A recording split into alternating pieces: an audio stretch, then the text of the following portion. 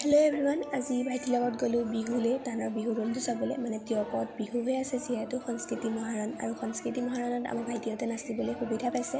আমাৰ কাকজান পঞ্চায়তৰ পৰা চিলেকশ্যন পাই তিয়ক পৌৰসভাত এয়া নাচিবলৈ সুবিধা পাইছে। আপোনালোকৰ মাজলৈ বিহুটো আগবঢ়াই দিলোঁ।